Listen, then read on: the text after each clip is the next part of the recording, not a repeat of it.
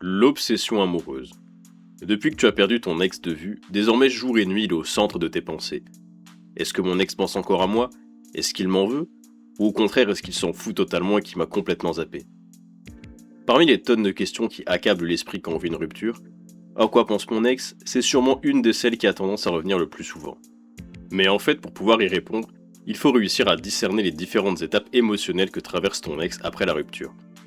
Dans cette vidéo, je ne vais parler que du cas où la rupture est classique, c'est-à-dire quand ton ex est parti car il était malheureux dans la relation sans avoir rencontré une autre personne.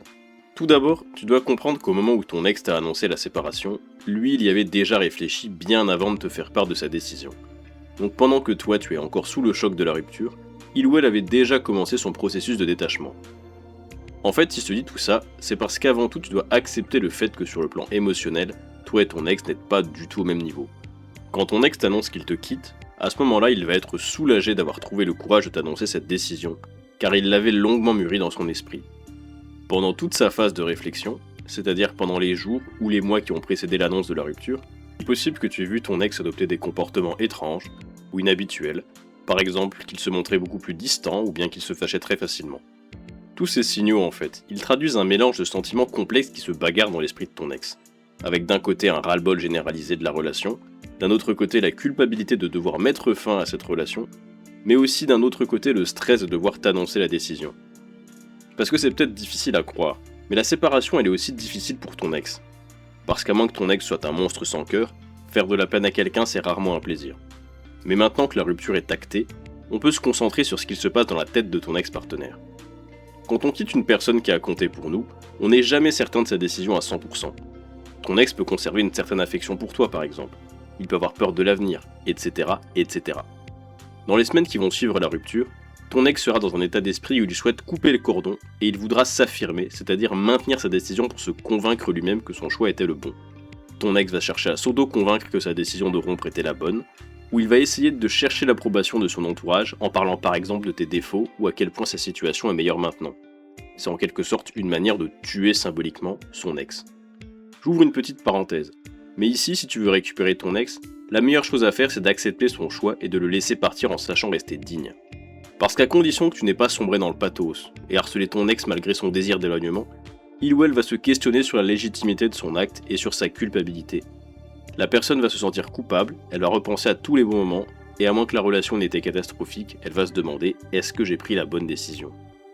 Cette culpabilité elle peut durer longtemps, mais elle peut également être très courte dans le temps si tu fais beaucoup d'erreurs. Par exemple, il faut pas croire que tu peux utiliser cette culpabilité comme moyen de récupérer ton ex. Que ce soit par message ou en allant le rencontrer, il ne faut pas faire l'erreur de solliciter continuellement son ex pour profiter de ce mal-être, et surtout il ne faut pas essayer de le convaincre de revenir en utilisant des arguments rationnels. Cela va conforter encore plus ton ex dans son choix, cela va le faire s'éloigner encore plus. Si ton ex a choisi la séparation, c'est parce que selon lui cette relation allait à l'encontre de son bonheur à court ou à long terme. Il ou elle ne sera pas disposé à entendre ces arguments, car ce qu'il interprétera, ce sera « ton bonheur, je m'en fiche, c'est moi qui ai raison et qui sais mieux que toi ce qu'il te faut ». Se mettre en demande, c'est la meilleure façon de dégrader ton image aux yeux de ton ex. On referme la parenthèse. Passé plusieurs semaines après la rupture, ton ex est pleinement convaincu que la séparation était le bon choix, et il ou elle fait tout ce qu'il peut pour ne pas penser à toi. Ton ex va chercher à goûter à la nouvelle liberté que lui offre son célibat, il va faire de nouvelles rencontres par exemple, prendre du temps pour lui, amis, projets, adopter le chat dont tu ne voulais pas, etc., etc. À ce moment-là, ton ex est en pleine expérimentation de sa nouvelle vie, il profite de ses nouvelles expériences personnelles, de nouvelles expériences amoureuses, etc. Mais parfois, consciemment ou inconsciemment, ton ex va quand même faire des comparaisons entre sa situation actuelle et celle de votre ancienne relation. S'il se rend compte que sa nouvelle vie n'est pas à la hauteur de ses espérances, ou que ses nouvelles relations ne lui apportent pas ce qu'il cherchait, la curiosité va l'amener à venir t'espionner de temps en temps, via les réseaux sociaux ou un cercle social en commun par exemple. On a souvent tendance à retourner vers ce qu'on connaît, et ton ex ne fait pas exception à cette règle. S'il voit une évolution positive de ta part, ton ex va être amené petit à petit à reconsidérer sa décision, et cherchera à vouloir se rapprocher, voire à te recontacter. Maintenant avançons dans le temps encore plus loin, plusieurs mois après la rupture. Selon les expériences qu'il a vécues, ton ex est complètement passé à autre chose. Il lui arrive de repenser à toi de manière fugace de temps en temps, à cause d'un élément venu raviver un ancien souvenir. Ton silence peut également le faire se questionner sur ce que tu es devenu.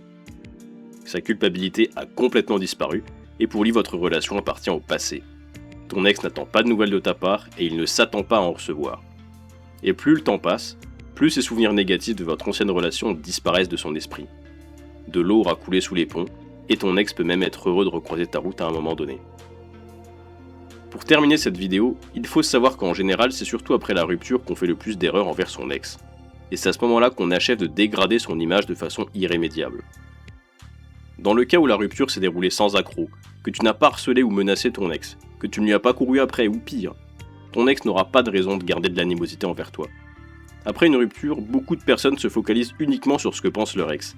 Mais la vérité, c'est que ce que pense ton ex dépend énormément de ce que tu deviens après la rupture.